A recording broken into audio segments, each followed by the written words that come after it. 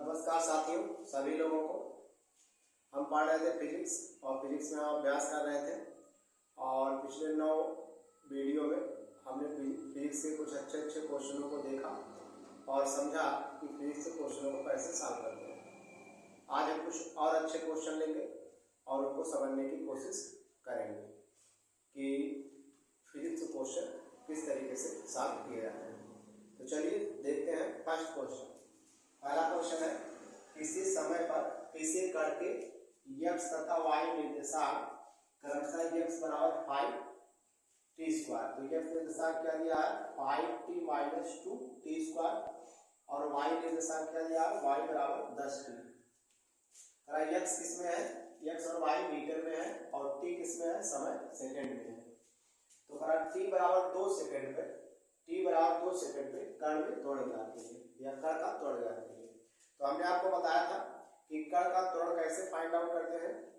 तो इसके लिए हमने बताया था कि विस्थापन दिया गया है या दूरी दिया गया है। दूरी का विस्थापन का समय के सापेक्ष एक बार अवकलन करने पे वेग आता है, दोबारा अवकलन करते हैं तो क्या मिलता है, त्वरण मिलता है। तो कर दीजिए, इसका करिए। तो यहाँ देखिए दो डिस्प्लेसमेंट दिया है, दो विस्थापन दिया है, तो दोनों का करना पड़ेगा। dx/dt बराबर क्या हो जाएगा, 5 अचर है बाहर, t का t के सापेक्ष अवकलन 1 हो जाएगा, -2 दूरी कितना हो जाएगा, तो आंसर 4t हो जाएगा। तो dx/dt को हम क्या बोलते हैं, इसी को वेग बोल दिया जाता है, इसी को v बोलेंगे। तो v बराबर 5 - 4t। इसका दोबारा अवकलन dv/dt करेंगे तो वेग का टाइम के सापेक्ष अवकलन करने में क्या आता है, तो त्वरण आता है। इसी को क्या बोल देंगे, a बोल देंगे। तो a बराबर क्या आएगा 0 - 4t हो गया। कितना आएगा 0 - 4t हो गया। सॉरी, वेग का इस टाइम का एक बार और अवकलन करेंगे तो dv/dt इसका हो जाएगा 0 और इसका 4 और t के सापेक्ष अवकलन 1 हो जाएगा। इसी को त्वरण बोल देंगे a। तो a बराबर क्या हो जाएगा -4। त्वरण का मात्रा क्या होता है, तो मीटर/सेकंड²। इसका अवकलन करने पे त्वरण कितना आ रहा है, a आ रहा है। इसका करो dy/dt, इसका कितना आएगा 10। तो t का t के सापेक्ष अवकलन 1, इसी को वेग बोलेंगे तो v बराबर 10 आ जाएगा। इसका फिर अवकलन dv/dt, अचर का अवकलन 0 होता है, इसी को a बोलेंगे। यहाँ से यानी कि यहाँ से त्वरण 0 मिल रहा है, यहाँ से त्वरण -4 मिला, तो टोटल त्वरण कितना हो जाएगा, टोटल त्वरण यानी कि कुल त्वरण। तो कुल त्वरण -4 + 0 यानी कि -4, त्वरण का मात्रा मीटर/सेकंड²। तो ऑप्शन नंबर कौन सही है, तो आंसर है सी सही है। तो जब दो इक्वेशन दिए हो तो त्वरण निकालने के लिए इस तरीके से निकाला। यहाँ तो मान लीजिए ये वाला त्वरण 0 आया था, 0 नहीं आया होता तो दोनों हम जोड़ के निकाल देंगे। तो ऑप्शन नंबर कौन सही है, तो आंसर है सी सही है।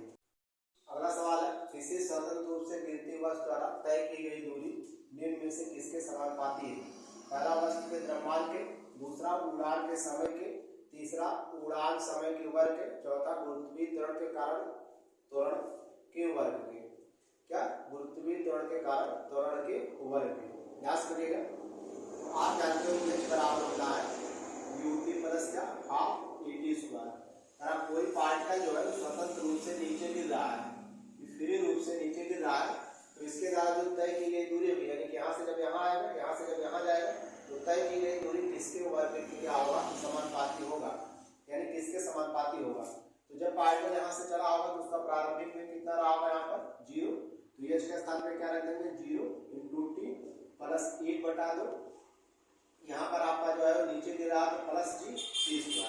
तो h बराबर क्या आ जाएगा, तो 1/2 g t²। यहाँ देखो,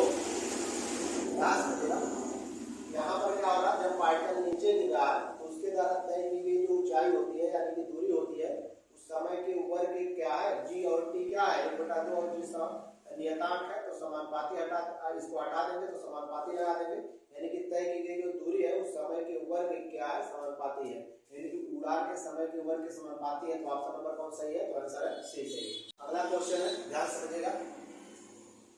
दो कणों के बीच पूर्ण प्रत्यास्थ संघट्ट होता है तब उनमें रेखीय संवेग संरक्षित नहीं होता है। पहला ऑप्शन है गतिज ऊर्जा संरक्षित नहीं होता है, दूसरा ऑप्शन है, तीसरा ऑप्शन है रेखीय संवेग गतिज ऊर्जा, रेखीय संवेग और गतिज ऊर्जा दोनों कैसे होते हैं, तो दोनों संरक्षित होते हैं।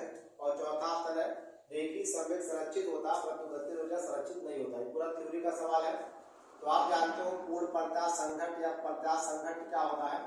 तो ऐसा संघट जब ऑब्जेक्ट विद इस प्रकार टक्कर हो, एक से बॉडी है और एक ही बॉडी है, दोनों इस प्रकार टक्कर करें तो उनका रूप आकार बदले ना, यानी आप इसको अपने प्रारंभिक रूप आकार में आ जाए, अपने प्रारंभिक रूप और आकृति में आ जाते हैं, तो इस प्रकार के संघट को हम क्या कहते हैं, हम कहते हैं पूर्ण प्रत्यास्थ संघट या कहते हो प्रत्यास्थ संघट कहा जाता है।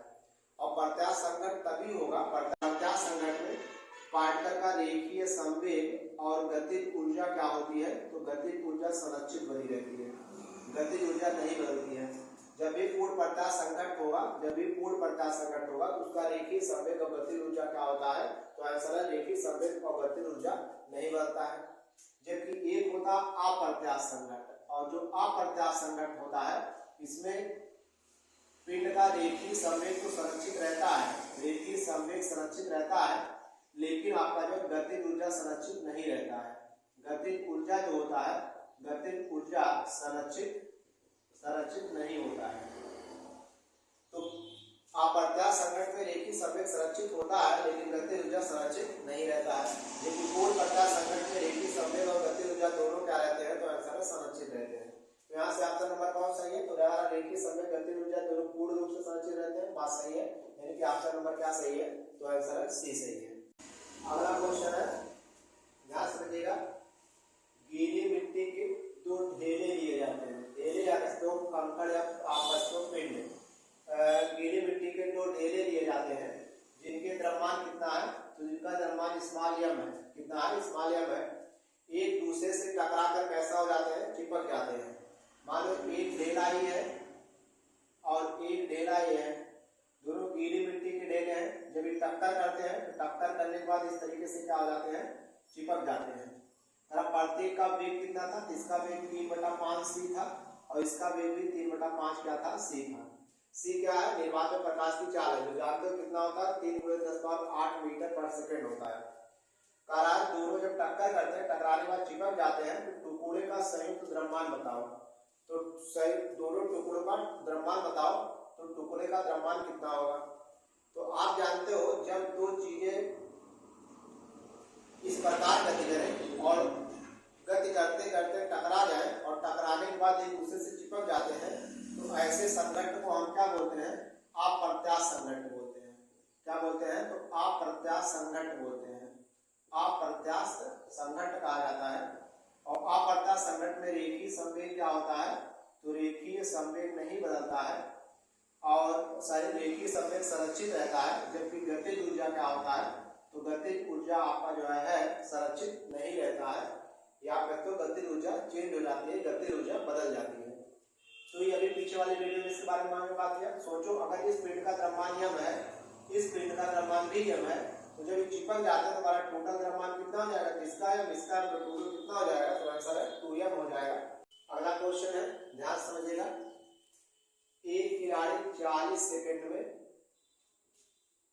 त्रिज्या स्मॉल r के वृत्ताकार पथ को पूरा करता है। मतलब क्या है, एक कोई खिलाड़ी है, मान लीजिए यहाँ से चलना शुरू किया और 40 सेकंड में पूरा एक चक्कर लगा लेता है, पर आज 2 मिनट 20 सेकंड में, कितना, 2 मिनट 20 सेकंड में, 20 सेकंड के अंत में उसके द्वारा विस्थापन का परिमाण कितना होगा। क्या विस्थापन उसके द्वारा चला गया विस्थापन 2r होगा या 2πr होगा या 9πr होगा, 9πr होगा या 0 होगा। तो ध्यान देना, खिलाड़ी एक चक्कर कितने में पूरा कर रहा है, तो एक चक्कर मैंने यहाँ से चला और यहाँ तक पूरा आ गया, कितने सेकंड में पूरा करा, 40 सेकंड में।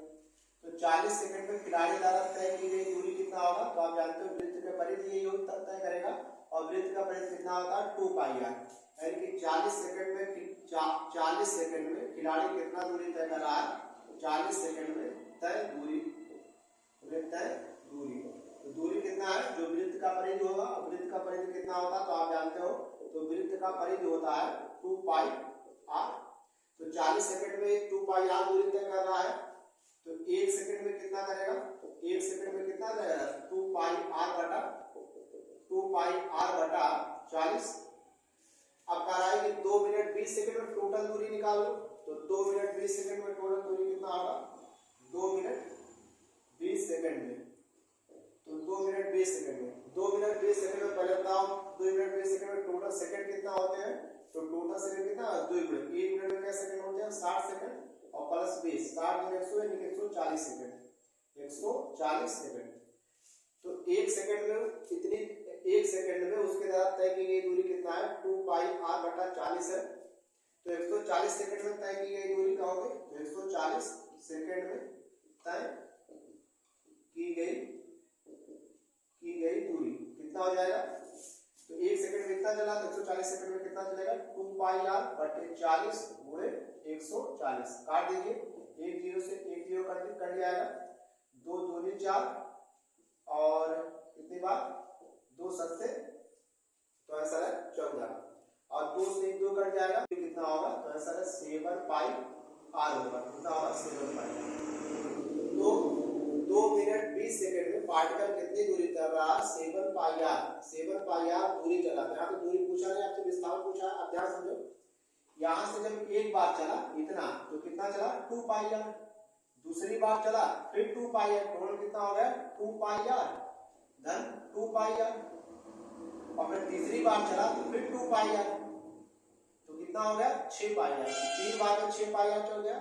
और 6 पाई r विस्थापन कैसे, ध्यान देना, जब यहां से पार्टिकल ही चला, पहले यहां से यहां गया पार्टिकल, यहां आया, तो उसमें विस्थापन कितना, विस्थापन सीधी दूरी होती है तो विस्थापन ही तय किया, यहां से पार्टिकल यहां आया तो विस्थापन यहां से यहां गया, जब पार्टिकल यहां से यहां आया तो पार्टिकल यहां से यहां चला गया, यानी कि एक चक्कर में टोटल विस्थापन कितना होता है, एक चक्कर में 2 पाई r विस्थापन 0, यहां पर विस्थापन 0, अगले 2 पाई r में विस्थापन 0, अगले 2 पाई r में विस्थापन 0 हो गया, यानी कि 6 पाई r तक विस्थापन 0, 7 पाई r चला, यानी कि 1 चला है पाई r, कितना चला है पाई r, यानी कि कितना चल रहा है, तो 6 पाई r हो गया, पाई r चला, यानी कि कितना चल रहा है, तो पाई r में कितना चलेगा, अगर ये वृत्त की त्रिज्या r है तो ये भी त्रिज्या r है, तो यहां से जब यहां चला तो कितना चलेगा r धन r, यानी कि कितना चलेगा 2r। तो ऑप्शन नंबर कौन सही है, तो आंसर है ए सही है।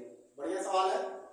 अगला क्वेश्चन है, ध्यान समझिएगा, दो बारें कैपिटल ए और कैपिटल बी दूरी समय आलेख चित्र में दिखाया गया है। ये दो कारें हैं, एक कार है कैपिटल ए और एक कार भी है कैपिटल बी, इसका ग्राफ ये फिगर में दिखाया गया है।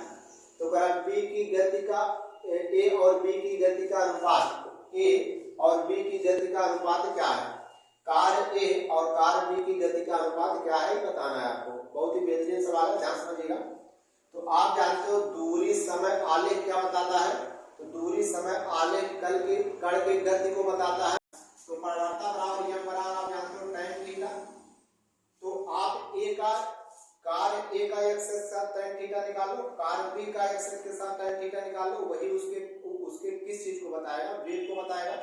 तो x अक्ष के साथ इसका जो वेग होगा, यानी कि एक वेग बताएगा v, जो परिवर्तन होगा वही क्या डोनेट करेगा, वेग को डोनेट करेगा। तो x अक्ष के साथ इसका परिवर्तन क्या हो जाएगा, कार ए का, तो कार ए के लिए तो कार ए के लिए हम उसका वेग क्या आ जाएगा va, और va का आपका x के साथ परिवर्तन क्या है, कार ए x के साथ कितना कोण बना रहा है, तो 30 अंश। तो tan थीटा कितना है, तो tan थीटा कितना है 30 अंश, तो va बराबर कितना हो जाएगा tan 30 अंश, इक्वेशन 1 मान लेते हैं। उसके बाद कार बी का, ध्यान से गलती नहीं करना, यहाँ देखो ये y एक्स से दिया गया तो आपको जो कोण लेना है वो x से लेना है। तो इतना 30 अंश है, इतना 30 अंश है, ये जानते हो ये पूरा टोटल कितना होगा 90 अंश, क्योंकि इस रेखा पे रेखा लंब है, टोटल 90 अंश। तो इतना कितना हो जाएगा यहाँ से यहाँ तक, तो यहाँ से यहाँ तक कितना हो जाएगा, तो ये पूरा 90 में से 30 निकाल दो, इतना कितना हो जाएगा 60 अंश। यानी कि कार बी का, ये वाला कार बी का x के साथ कोण कितना है 60 अंश, यानी कि कार बी के लिए तो कार बी के लिए वेग कितना हो जाएगा, यानी कि परिवर्तन कितना हो जाएगा, उसका जो परिवर्तन होगा वही वेग होगा। तो आपका जो है v हो जाएगा, और v इक्वल क्या आ जाएगा tan 60 अंश, समीकरण 2। अब भाग दे दीजिए दोनों के कारण, दोनों की गतियों में अनुपात क्या है, यानी कि कार ए की गति और कार बी की गति में अनुपात क्या है, तो अनुपात हो जाएगा va बटा v हो जाएगा, कितना हो जाएगा va बटा v, यानी कि tan 30 अंश बटा क्या tan 60 अंश। अब ध्यान से समझना, va y v tan 30 अंश का मान कितना होता है, तो tan 30 अंश मान 1 बटा √3 होता है, और tan 60 अंश मान कितना होता है √3 होता है। ये वाला पाई पूरे बटे है, इसका पूरा यहाँ हो जाएगा, तो कितना हो जाएगा 1/√3 कितना हो जाएगा 3, यानी कि कार ए और बी के गति अनुपात क्या होगा 1/3, यानी कि ऑप्शन नंबर कौन सही है, सी सही है। तो ये कुछ सवाल थे जो हमने सॉल्व किया। तो आने वाले समय में जो और सवाल होंगे फिजिक्स के उन सब सवालों को सॉल्व करेंगे।